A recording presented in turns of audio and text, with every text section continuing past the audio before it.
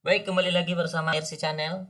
Hari ini kita akan melakukan uji regresi linear sederhana sesuai dengan request dari kolom komentar YouTube di video sebelumnya. Sebelum kita melakukan pengolahan data, kita harus tahu dulu konsep dasar dari uji regresi linear sederhana ini. Jadi, video sebelumnya dan kita sudah menjelaskan tentang analisis korelasi. Analisis korelasi kan berfungsi untuk melihat kuat lemahnya hubungan. Sedangkan analisis regresi digunakan sebagai prediksi. Sehingga dapat dikatakan analisis korelasi berkaitan erat dengan analisis regresi. Apa ini maksudnya? Nah, nanti kita akan bahas secara tuntas dan jelas. Regresi linear sederhana digunakan untuk menguji pengaruh satu variabel kriterium atau variabel terikat Y dan satu variabel prediktor. Yang dikatakan variabel prediktor itu sama dengan variabel bebas atau X. Dalam analisis regresi ada persyaratan uji regresi linear sederhana. Yang pertama, data sampel diambil secara random atau acak. Data berdistribusi normal, nanti berarti harus melakukan uji normalitas. Yang ketiga, data antara variabel-variabel harus linear. Makanya perlu melakukan uji linearitas. Yang keempat, data yang digunakan interval atau rasio. Kalau sudah terpenuhi, silakan melakukan uji regresi. Kunci pengambilan keputusan analisis regresi, v-value harus lebih kecil dari 0,05. Artinya, variabel X berpengaruh terhadap variabel Y. Nanti kita akan melakukan persamaan regresi karena ini regresi linear sederhana. Jadi persamaan regresinya Y topi, ini Y topi ya. Y topi sama dengan A konstanta ditambah BX. Ketika nanti ganda nanti akan tambah BX1, B1 dan X1, B2 tambah X2 kayak gitu. Akan terus seberapa banyak variabel prediktornya. Baik, tanpa basa-basi kita akan melakukan mengolah datanya. Data yang kita gunakan masih data yang pernah saya buat juga. Data baru saya dari kiriman orang. Kita sebagai contoh saja ini.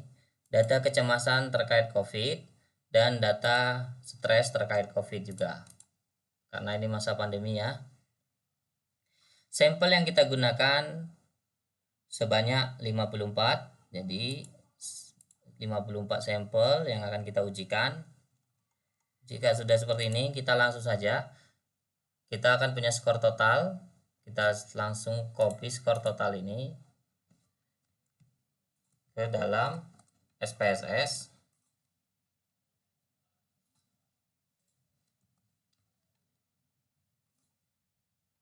Sama ya, skor total pada kecemasan juga kita copy.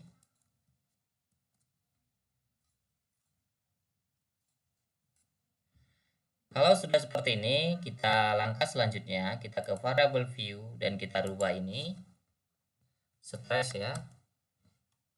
Dan ini kecemasan ya. Ini biarkan saja, tidak perlu diubah. Langsung saja. Nanti ini yang banyak kita interpretasinya di outputnya ya.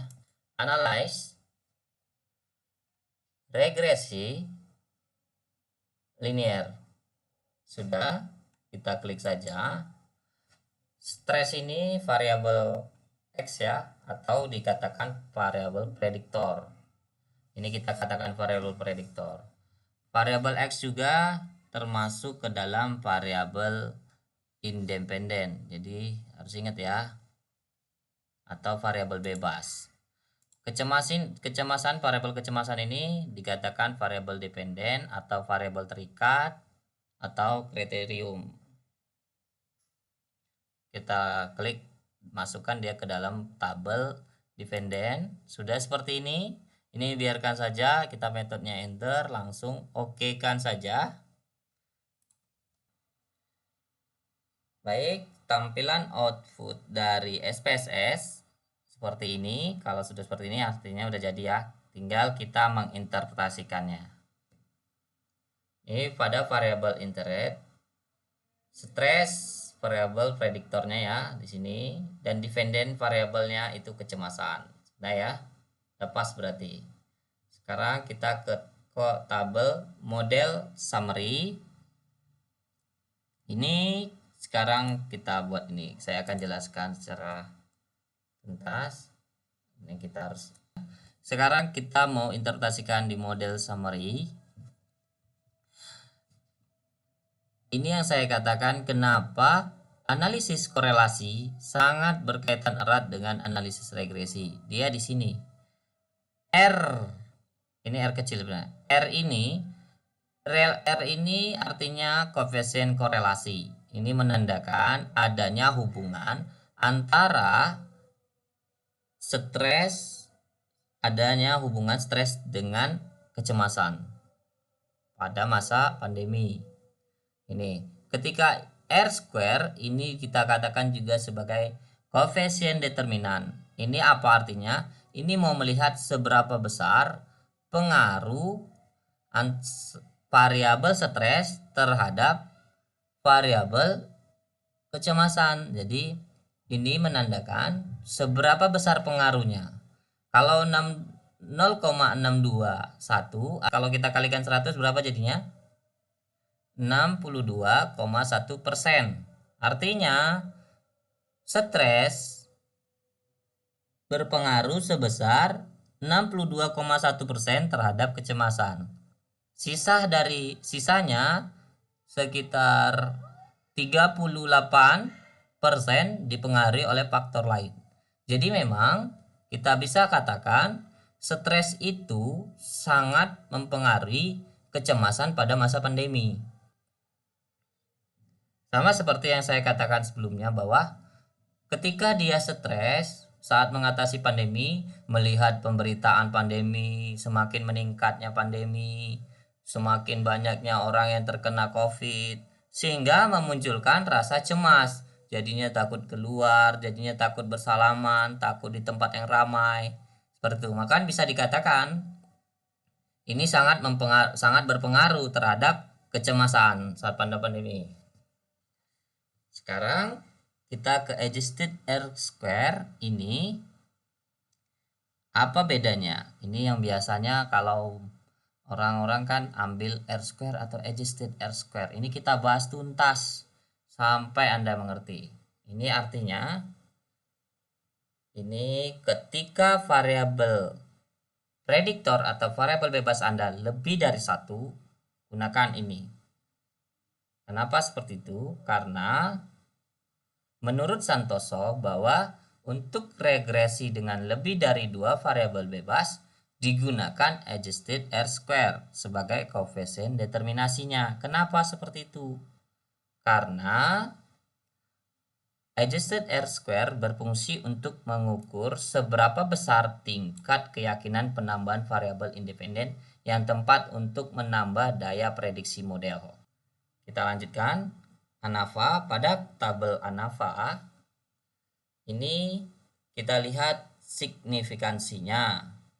Signifikansinya berapa? 0,000.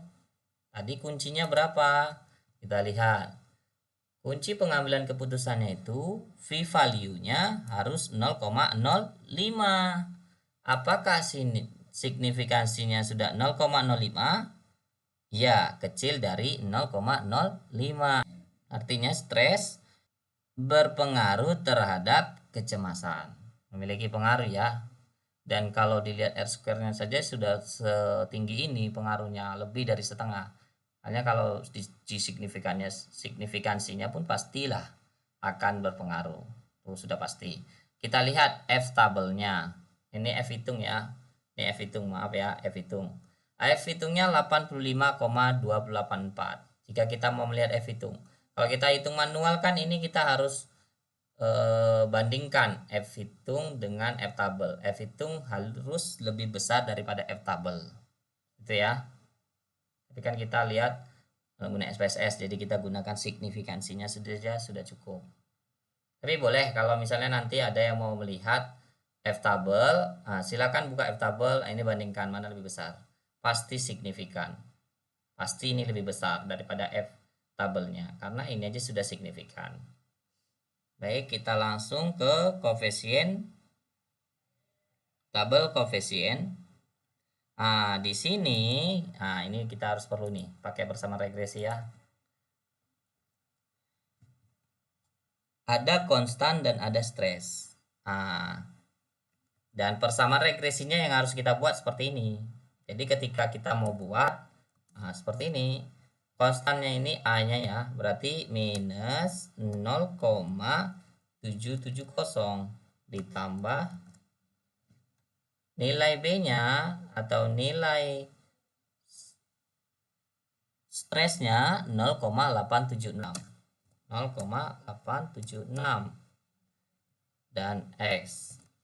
Baik ya. Udah dapat persamaan regresinya. Ini persamaan regresi pengaruh stres terhadap kecemasan pada masa pandemi COVID. Nah, kita lihat, interpretasikan ketika kenaikan 1 pada variabel X, maka nilainya akan 0,876.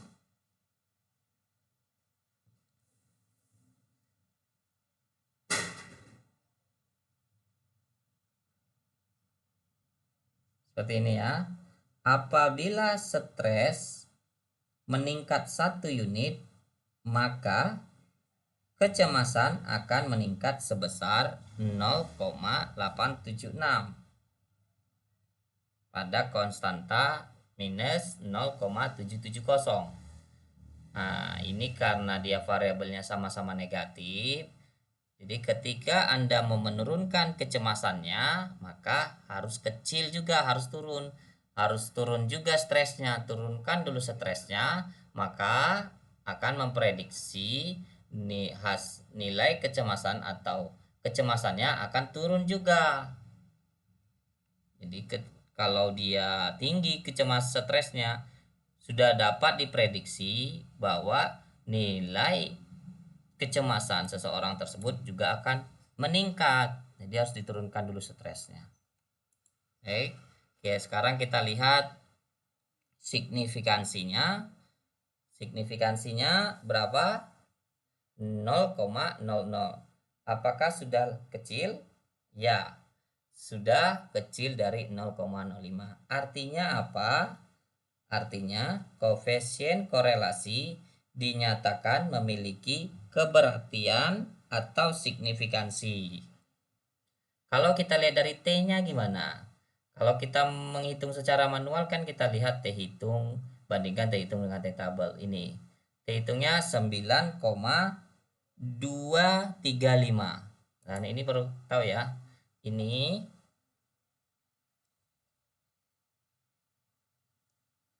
koefisien F hitung pada tabel ANAVA sebesar 85,284 ya, merupakan kuadrat dari koefisien T tabel pada koefisien. Jadi kalau dikuadratkan 9,235 ini hasilnya akan segini. Ya pasti, silakan Anda cek. Baik, cukup sampai di sini. Terima kasih telah menonton video tutorial uji regresi linear sederhana. Baik, jangan lupa subscribe, like, komen, dan share ke teman-temannya yang sedang melakukan penelitian pengaruh, melakukan penelitian kontribusi. Silakan di-share ke teman-temannya agar teman-temannya juga tahu dan semakin banyak ilmu.